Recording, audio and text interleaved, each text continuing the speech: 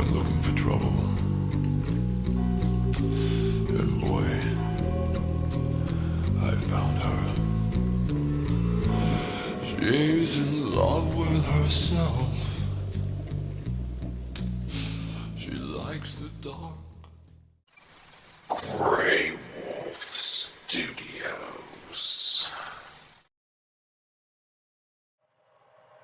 What's up, guys? It's me, Grey Wolf, back here to do another video for you.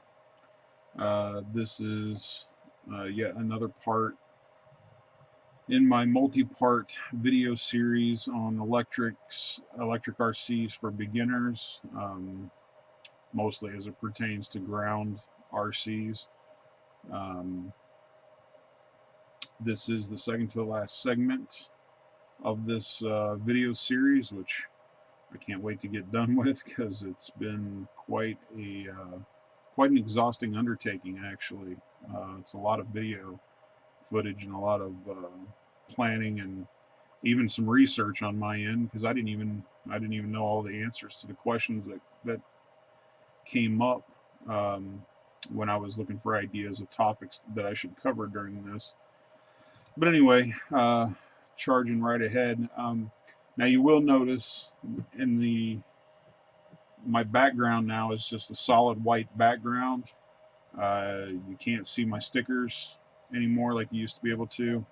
And basically the reason that is because I bought myself a jumbo Cal RC mat, which is what you're seeing here, but you can't see the whole thing because of the way I have the camera set up. So just for 2 or 3 minutes here, I'm actually going to play about 2 or 3 minutes of footage from my video that I shot.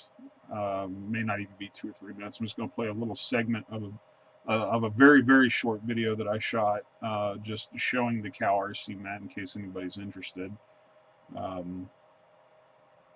The other thing, I really like this thing so far, and one of the things that I really like about it, especially using this as my background to do my videos, is this white is actually a matte white and not a glossy white. So the light from all the overhead light sources that I have does not reflect real badly off of this surface like it did my other white surface that covers my desk. So I think I'm actually going to like that aspect. As you can see, the 600 LEDs that I have above me and to my left are actually reflected in this Tekin RX8 package here. But as you can tell here on the actual mat, it's not really reflected that badly at all. So I do like that. Thumbs up there for that. So anyway, that's enough about the Cal RC mat. You guys get the idea. Definitely think it's going to be worth every penny that I spent. But anyway, I'll do a review on the mat after I've had a chance to put a couple of kits together on it. For now, I'm going to go ahead and get on with my second to the last segment in my multi-part series on the intro to electrics. This video series is geared toward the beginner, mostly for the really newbie beginners. I've tried to make a comprehensive list of topics that cover all the basic knowledge that you're going to need to get started into the electrics, whether you're just getting into the hobby for the first time or whether maybe you've been in the nitro side of things for a while and decided to check out the electric side. There's I've tried to make it to where folks just getting into the hobby will have a basic understanding of all the various important aspects of electrics, to the point where not only will they find it I'm hoping they'll find it much easier to get started, but also be able to make better decisions about the type of the type of electronics that they buy, because there's some really poor, I see a lot of really poor decisions made when it comes to buying electronics, especially motors and ESCs. And then there's so much confusion over motors, ESCs, and lipos are really the three main, core topics. And I have just gobs of information on those, but there's also quite a few, 4 or 5 other areas that really need to be addressed as well. So anyway, getting on with this one, I'm going to move this stuff out of the way so we can make room for what we're going to talk about in this one, which is receivers and failsafes. Receivers and failsafes.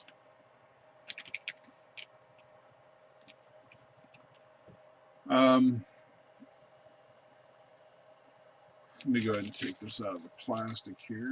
So anyway, in terms of your receiver, there's a couple things that you need to know about your receiver.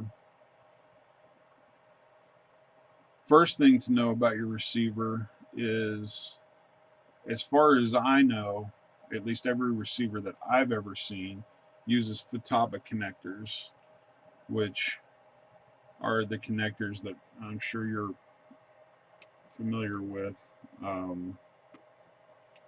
that are basically like this,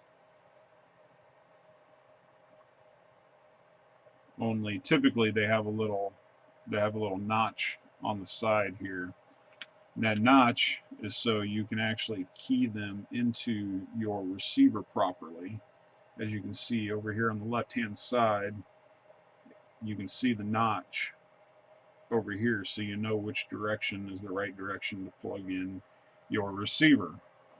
Now, if you ever run up against the situation where, let's say your ESC wire is like this one for some reason and doesn't have the little tab on it, well, that's okay. You can still plug something like this in. It still fits in there, but without the little tab, you can actually put it in either direction. And one of those directions is wrong.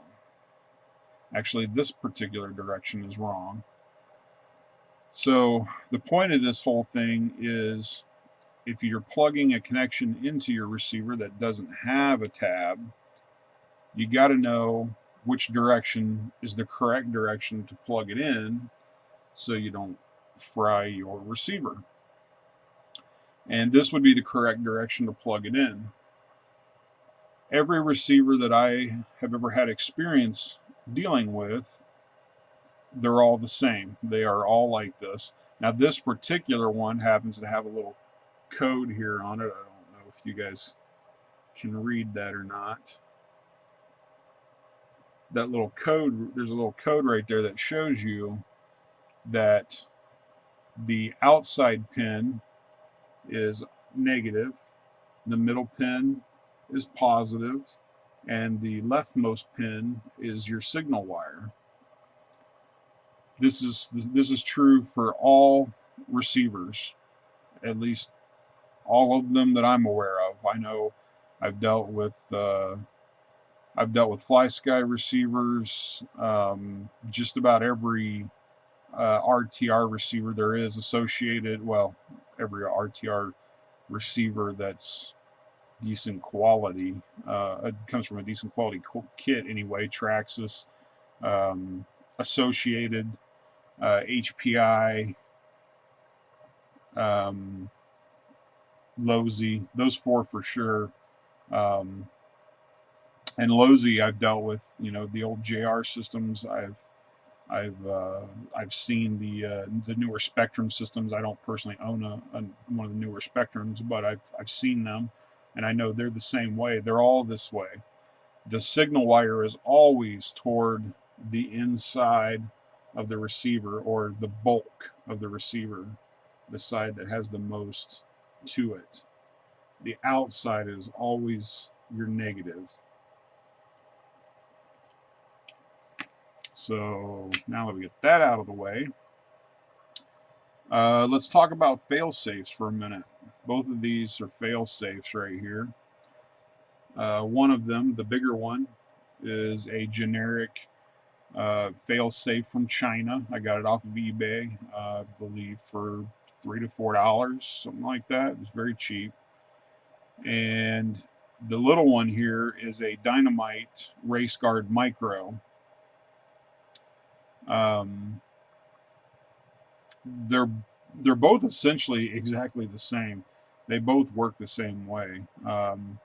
You plug your ESC into one side, and your other side goes into channel 2 of your receiver. And same thing here. ESC gets plugged in here, and then this gets plugged into channel 2 of the receiver.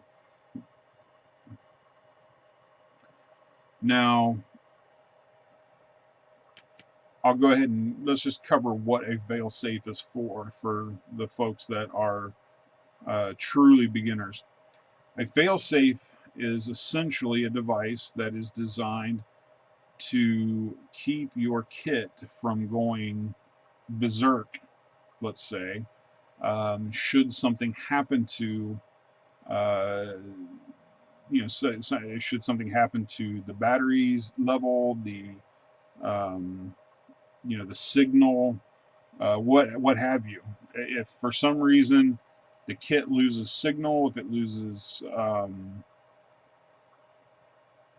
if it loses if it loses 100% power, failsafe's not going to do anything. But if it loses 100% power, your kit's not going to go running off, uh, you know, wild anyway. So it's really not an issue. Now, typically you'll find fail-safes on nitros more than you will, at least the standalone fail-safes, like what I'm holding in my hand here. Typically, you'll see these standalone versions on nitros more than you will electrics, because nitros are prone to the same thing. If something happens, like say you accidentally drive out of range of your signal or whatever, well, your receiver freaks out and basically floors it, and the thing runs away at 40 mile an hour, 50 mile an hour, however fast your kid is. It hauls ass away from you in the wrong direction, and it's usually bad. But anyway, that's what they're for. They're basically designed so that if you lose signal or something happens, to the ESC, to the whatever, it's designed to keep your kit from running away.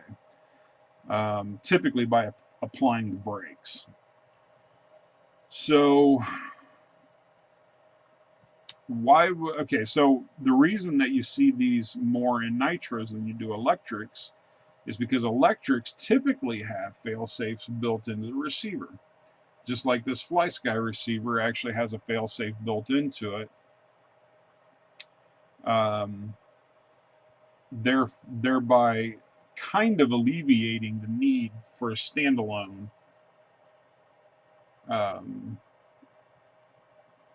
for a standalone failsafe.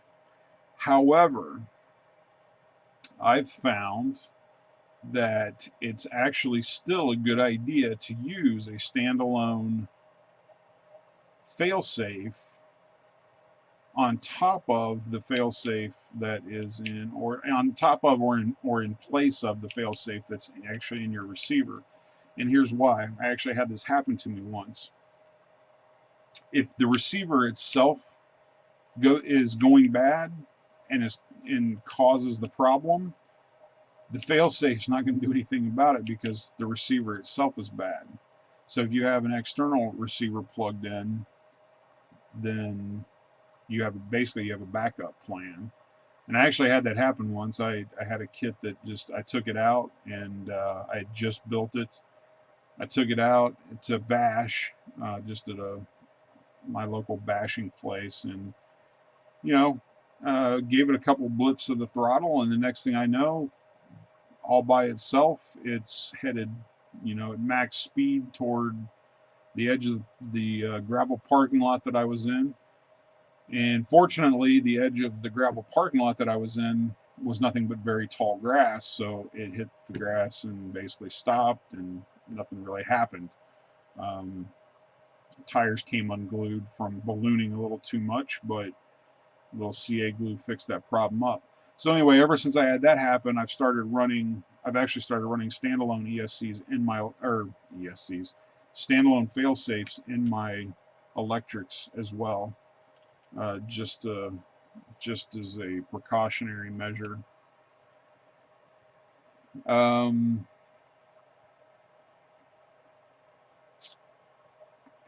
how to program a failsafe? Programming a failsafe is actually pretty easy. Typically, well, with this one in particular, one of these status lights, when you plug it in, power it on and everything, one of these status lights lights up to let you know that it's getting power. And can you see the two status lights on here?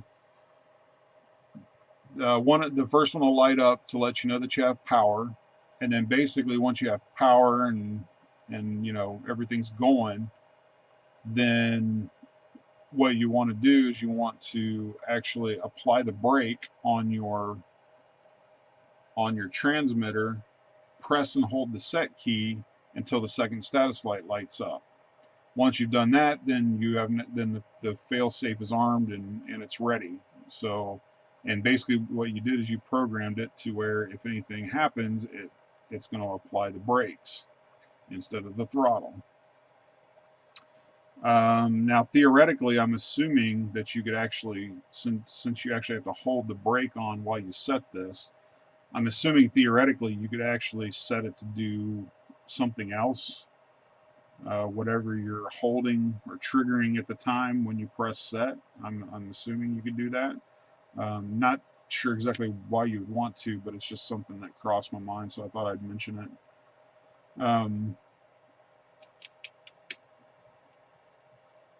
So yeah, the standalone failsafe in an electric kit as a secondary is kind of optional. You definitely don't have to do it because you can always just use the failsafe that's built into your receiver.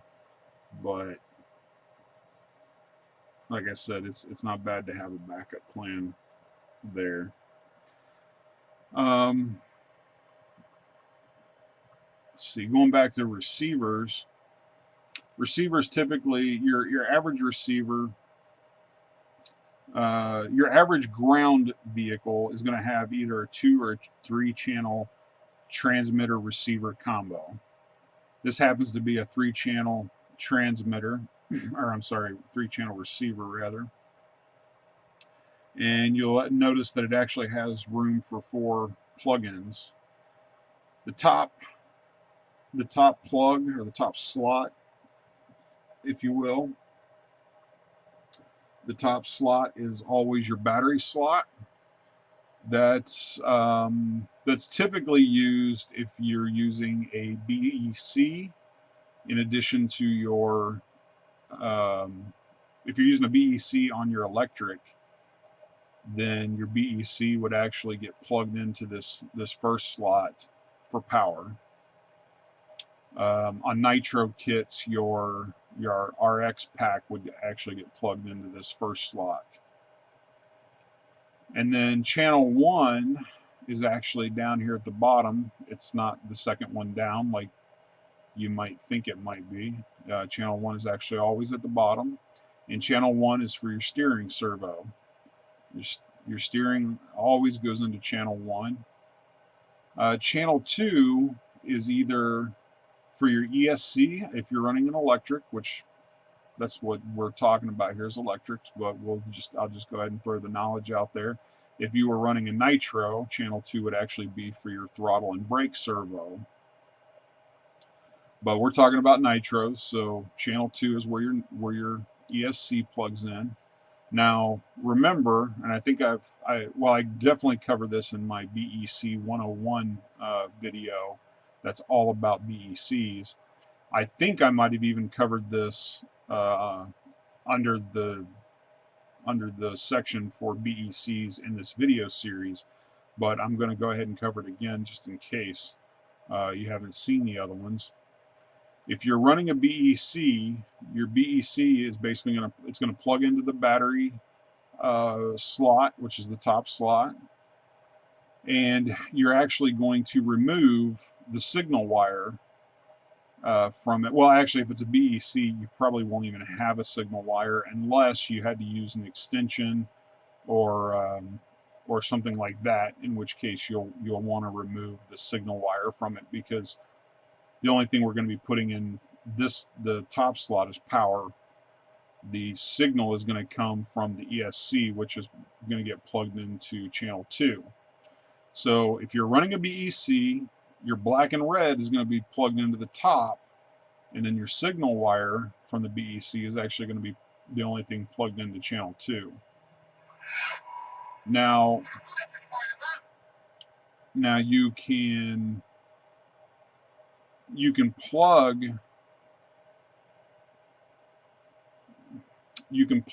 the entire plug into channel 2, but if you do that, just make sure that you snip the red power wire so that it can't deliver power through the second channel, because it's already going to be getting power through the battery channel.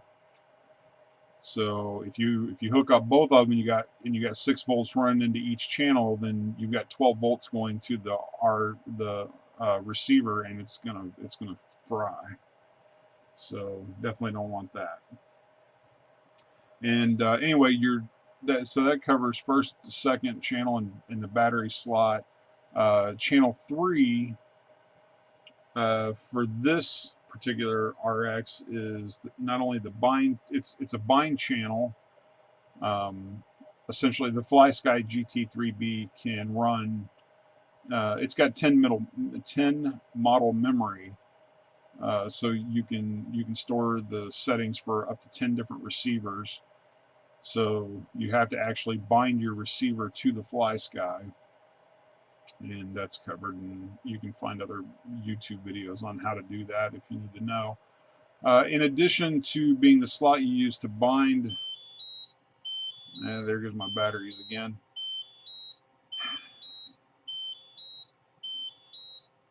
If I wasn't so lazy, I'd get up and turn it off. So anyway, your channel 3 is also kind of like your auxiliary channel. You can plug pretty much anything you want into this third slot here and turn it on and off via the third channel button on the controller. Now, some of your more high-end controllers, like the Futaba PK4 and the PL4, have 3 position switches for channel 3, so you can actually have on, off, and a third setting. This is most commonly used for like crawlers and that use digs. And if you're new to RCs, you're not going to know what crawlers and digs are probably, but essentially crawlers, rock crawler RCs use some of them typically will use 2 motors and sometimes even 2 ESCs to control the front and back wheels separately in terms of how much power they're getting, because sometimes you want the back end to push, sometimes you want the front end to pull, sometimes you want both front and back pulling and pushing it at about the same rate. It just depends. So if you have a 3-channel selector switch for your third channel, or you have some kind of mixing knob for your third channel, it's very useful for things like that, because on a crawler, you might run into a situation where you want front wheel drive only, or you might run into a situation where you want rear wheel drive only, But then you might run into, but then there's a lot of situations where you want, four-wheel drive. So your three-position selector switch gives you that kind of control. You can, position one can be front only, position two in the middle would be like, both of them, four-wheel drive, and then position three would be like rear wheel drive only. You could do something like that. Um, if you have one that has a mixing knob, then you can get even more advanced than that, and you could actually, um, you can actually mix the channel. You could set it right in the middle, which would be 50-50, so both motors are working equally, or you could have it, 60-40, 70-30, 80-20, however, however you want to set it with the mixing knob.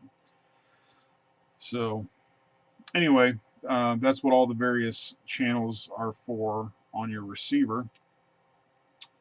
And this is really, that's about it. That's about all I have for this. This is, fail safes and receivers are actually fairly simple gadgets. There's not a lot to be said about them. So anyway, that's it for this video. If you have any questions or comments, feel free to either look me up on my Facebook page, uh, which is also my repository for all my pics. I keep all of my pics that I take of my kits and my builds and various things, and I keep them on my Facebook page. So if you're interested in photos or you have a question or comment, check that out. That's www.facebook.com/Grey Wolf Studios 74. Or you can shoot me an email. If you have a question or comment, you can shoot me an email at greywolfstudios74@gmail.com. And that's it for me. I'm out. Peace.